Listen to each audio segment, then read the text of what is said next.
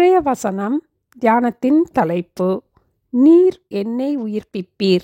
சங்கீதம் 138 7ஆம் வசனம். நான் துன்பத்தின் நடுவில் நடந்தாலும் நீர் என்னை உயிர்ப்பிப்பீர்.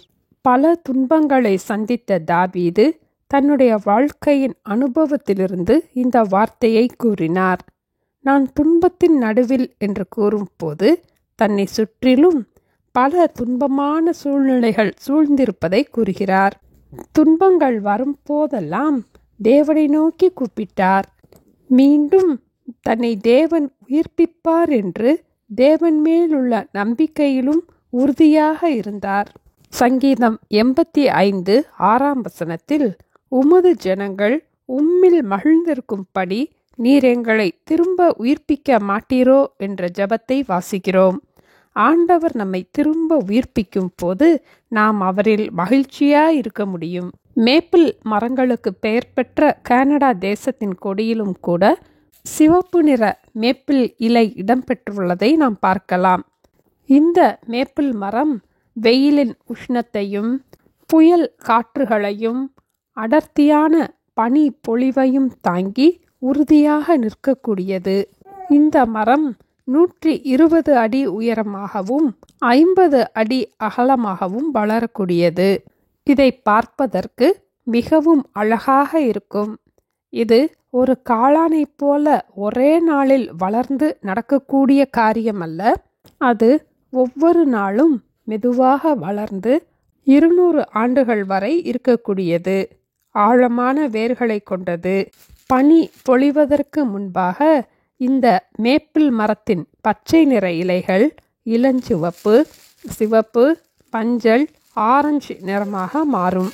பின் இந்த மரத்தில் உள்ள எல்லா இலைகளும் உதிர்ந்து பனி பொழியும் போது அந்த மரத்தில் ஒரு இலை கூட இருக்காது.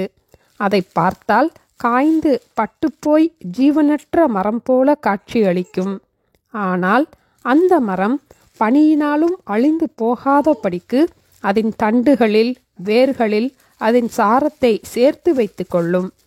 பின் பனிப்பொழிவு நின்று வசந்த காலம் ஆரம்பிக்கும் போது எல்லா கிளைகளிலுமிருந்து துளிர்விட ஆரம்பிக்கும். மீண்டும் உயிர் பெற்றது போல இலைகள் முழுவதுமாக வளர்ந்துவிடும். பார்ப்பவர்கள் வியக்கத்தக்க அளவுக்கு முந்தின மரத்தை காட்டிலும் பெரிய மரமாக உறுதியாக வளரும். இந்த மரத்திலிருந்து செய்யப்படும் இசைக்கருவிகளின் இனிமை மிகவும் நன்றாக இருக்கும். அந்த மரம் மிகவும் உறுதியாக நிற்பதன் காரணம் அது பனிக்கும் காற்றுக்கும் வெயிலுக்கும் நடுவிலிருந்து பலன் பெற்றது.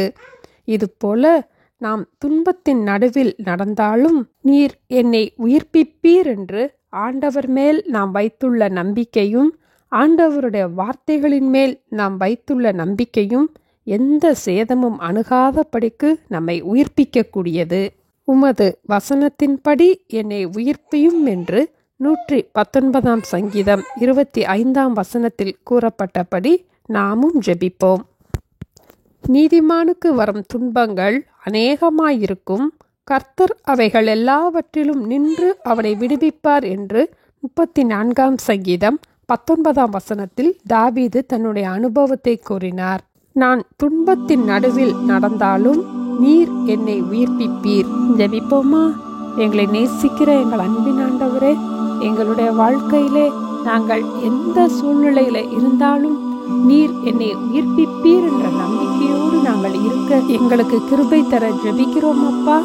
நாங்கள் உம்மில் மகிழ்ந்திருக்கும்படி உம்முடைய வார்த்தையினால் எங்களை உயிர்ப்பிக்க வேண்டுமாய் இயேசுவின் நாமத்தில் ஜெபிக்கிறோம் பிதாவே. ஆமேன். Thank you. Have a blessed day.